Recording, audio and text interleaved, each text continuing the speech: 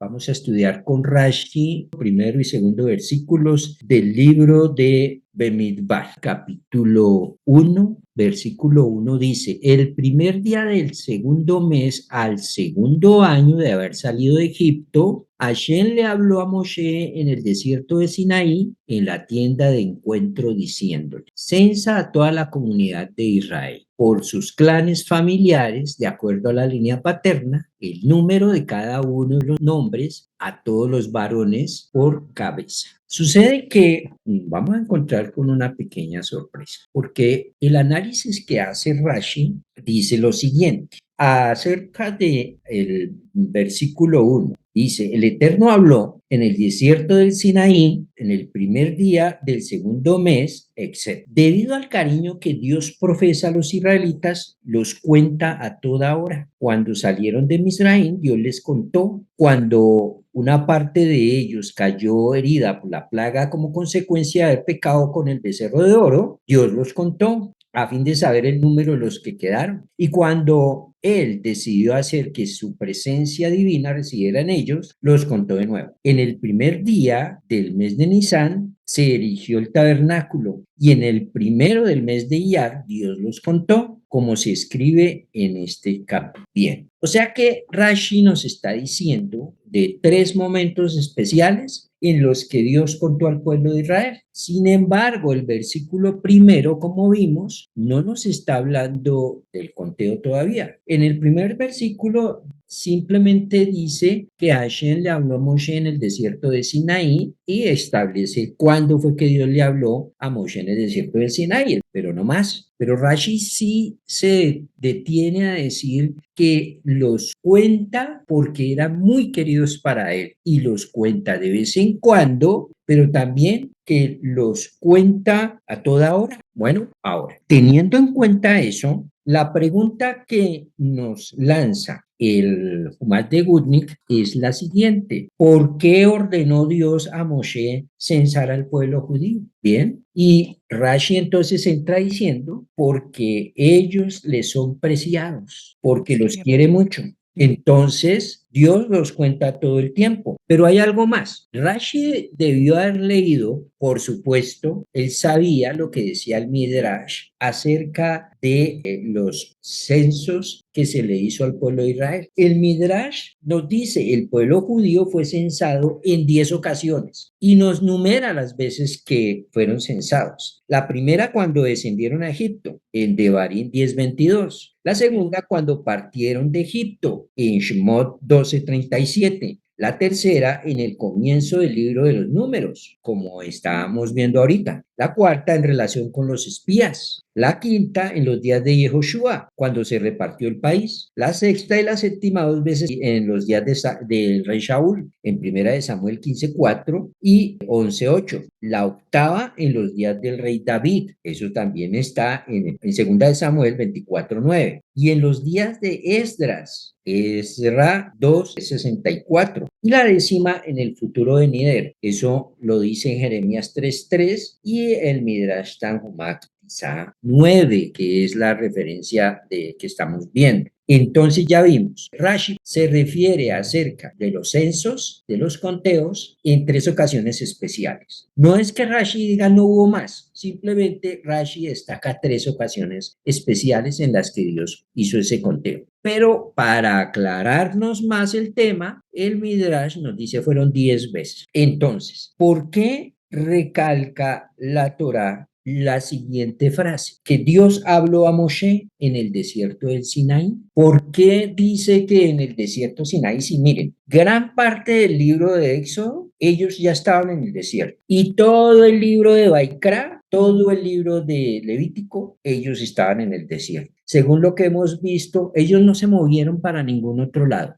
Estuvieron todo el tiempo en el desierto por 40 años. Entonces, ¿qué necesidad tenía de decir el versículo que Dios le habló a Moshe en el desierto del Sinaí? Para responder a esa pregunta, vamos a mirar el análisis que hace Rashi, Shemot 12:39. Eso es para Shabbat, dice, y de la masa que habían sacado de Egipto hornearon tortas de matzot, pues no tuvieron tiempo para que leudara, porque salieron de Egipto sin demorarse, ni tampoco pudieron aprovisionarse de alimentos para el viaje. Entonces tengan presente esto. En la lectura, en la parte literal, vemos que ellos están saliendo de Egipto y que tuvieron que hacer matzot. Y nos dice que además de eso, los estaban apurando a que se fueran y salieron de Egipto sin demorarse y no pudieron aprovisionarse. ¿Qué es no pudieron aprovisionarse? Que no tuvieron tiempo para llevar mercado, para llevar qué comer. Eso no lo hace cualquiera. Rashi, al respecto de este versículo, dice, y tampoco se habían preparado provisiones para el camino. Este versículo, dice Rashi, expresa un elogio de los israelitas que no dijeron, ¿cómo hemos de salir al desierto sin provisiones? Al contrario, creyeron en la palabra de Dios y partieron. Es decir, Rashi nos está recalcando y haciendo que tengamos en cuenta que el pueblo tuvo un nivel de fe tan grande que dijo, listo, salgamos al desierto y vamos a salir sin nadita que comer, sin mercado, solamente con unos panes que no habían leudado. Bien, esa es la actitud que tuvo el pueblo. A esa actitud se refiere, dice Rashi, lo que se describe en los profetas. ¿Qué es lo que se describe en los profetas? Rashi se está refiriendo a Jeremías capítulo 2, versículo 2. Anda y clama a los oídos de los habitantes de Jerusalén, diciendo, así dice el Señor, me acuerdo del cariño tuyo a mí en tu juventud, del amor de tus desposorios cuando me seguiste por el desierto en una tierra no sembrada. ¿Cuál es la característica aquí? Que Dios está hablando de su amor hacia la novia, a Israel. Eso es como cuando le dice el hombre a la mujer, vete conmigo, ahorita la situación está difícil, no hay comida, pero vete conmigo, confía en mí que yo te voy a dar. Y la novia en su amor lo siguió, se la llevó y ella lo siguió a él a ojos cerrados. Mucho amor tenía que tener esa novia para con ese novio. A propósito entonces de este libro de Bemidbar, que su nombre significa en el desierto, pero el nombre de Bemidbar por sí solo no parece aclarar en absoluto ninguna cualidad singular de este pasaje, de esta parashá. Entonces vemos que Dios, al decirle a Moshe en el desierto, está haciendo énfasis en las condiciones de dificultad que se encontraban y a las cuales la novia aceptó ir al desierto por el amor que sentía por Dios. Fíjense en lo siguiente, la parashá que se lee en esta semana, siempre antes de Shavuot, es la parashá Bemidbar, es la parashá del desierto, es la parashá que se lee antes de Shavuot.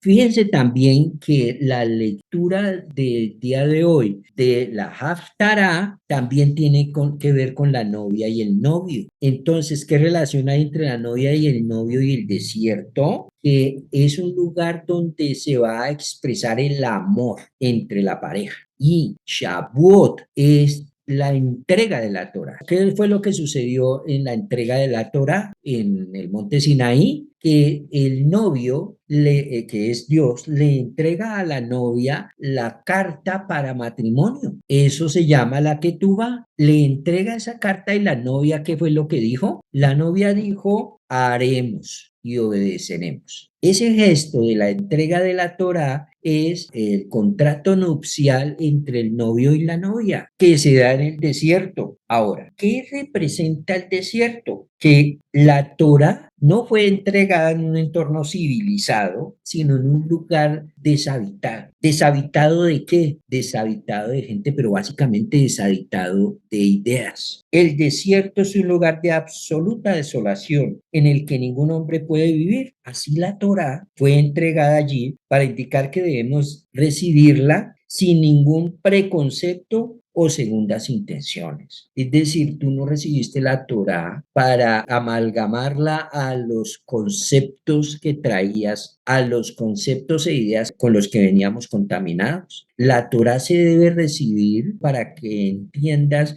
que debes tener la mente abierta y liberarte de ideas que te han intoxicado durante mucho tiempo en tu vida y desechar toda esa cantidad de ideas. Si yo recibo la Torá, pero sigo diciendo que Dios es trino, ¿sí? Idea que he recibido en la civilización en la que he vivido, que es una civilización pagana e idolátrica, entonces estoy mezclando lo que recibí del mundo con lo que la Torah me está diciendo. Y precisamente es en el desierto para que entiendas que debes desocupar tu mente de ideas que no son propias de la Torah. Y por supuesto, no recibí la Torah para ser rico, ni para no tener inconvenientes ni problemas. Yo acepto la Torah en mi vida porque amo al que me la entregó y acepto cumplir las normas, los preceptos, las condiciones del contrato para poderme casar con el que me entrega la Torah, que es Dios. Por otra parte, el enfoque correcto para aceptar la Torah entonces es haremos y luego escucharemos. Es decir, haremos lo que tú nos mandes y escucharemos tiene que ver con el estudiar la Torah. Y para estudiar, por supuesto, debo apegarme a las enseñanzas del pueblo al que le fue entregada la Torah, que es el pueblo de Israel. Y dentro del pueblo de Israel, obviamente, a sus representantes en la enseñanza de la Torá, que son los sabios del pueblo de Israel. Bien, además de esto, por otro lado, la Torá fue entregada en un desierto para enseñarnos que compartirla con aquellos que todavía se encuentran en un desierto espiritual. Eso es fundamental para el judaísmo de la Torá. No es que la Torá también puede alcanzar a quienes están en el desierto espiritual. Por el contrario, este es un tema central de la entrega de la Torá, transformar todo desierto espiritual en un entorno civilizado verdaderamente. Es decir, que además la Torá no fue entregada en ningún país específico para que nadie diga, usted no puede estudiar Torá porque la Torá solamente la recibieron los europeos y por lo tanto usted tiene que ser europeo para estudiar Torá, o la recibieron los americanos y por lo tanto usted tiene que ser americano para estudiar Torá, ¿no? Y por otro lado, fue entregada al pueblo de Israel. Entonces, entendiendo eso, que esa novia se sometió a la exigencia dada por Dios en la Torá, a través de sus mandamientos, normas, preceptos, entendiendo que la novia dijo, haremos y escucharemos, es que Dios tiene recuerdo de ella, porque ella se despojó de sus deseos personales y se entregó en brazos del novio.